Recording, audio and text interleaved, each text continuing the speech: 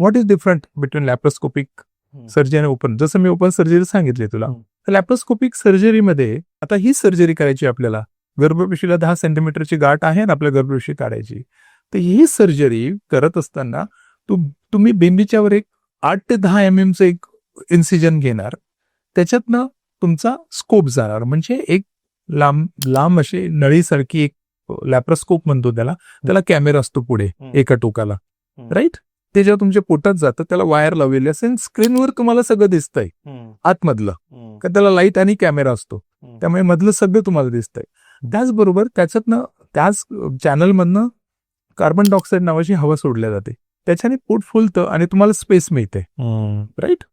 At the same time मग दुसऱ्या बाजूने आम्ही एक छोटे 5.5 सेंटीमीटरचे कट घेतो, त्यातनं एक लांब म्हणजे पेन्सिलपेक्षा लांब असे अवजार असतात, त्याच्या पुढे त्याच्या टोकाला सीझर्स असतात, ग्रास्पर्स असतात, काही इलेक्ट्रोकोॲग्युलेशन साठी काही अवजार असतात, त्याच्याने आम्ही सर्जरीज करतो. मग हे 2 ठिकाणी जातील आणि एक असिस्टंटचं आहे. असिस्टंट तुम्हाला सपोर्ट करतो ना, सर्जन दोन्ही हाताने बाहेर त्याचे हात असतात आणि त्या पेन्सिल सारखे जे लॉंग अवजार असतात ते प्रोब्स मध्ये जातात पोटात, आणि हा स्क्रीनवर बघून बाहेरनं ऑपरेट करत असतो.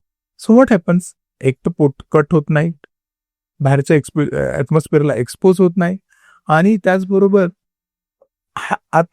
आतले जे काय अवयव आहेत म्हणजे ऑर्गन्स आहेत त्याला तुम्ही टच करत नाही, इन्फेक्शन होण्याची भीती कमी असते.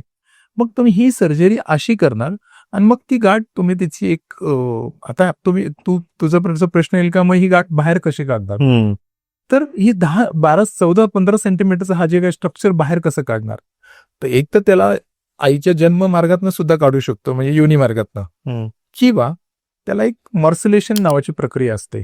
मॉर्सुलेशन म्हणजे एक पट्टी, तिला आपण जर गुंडाळलं असा बॉल तयार होईल, राईट, एक पट्टीला. आता हा टिश्यूचा बॉल आहे, याला पट्टीत रूपांतर केलं जातं त्या मशीनने, आणि ती पट्टी त्या 1 सेंटीमीटरच्या होलमधून बाहेर काढल्या जाते. So that is how it is done.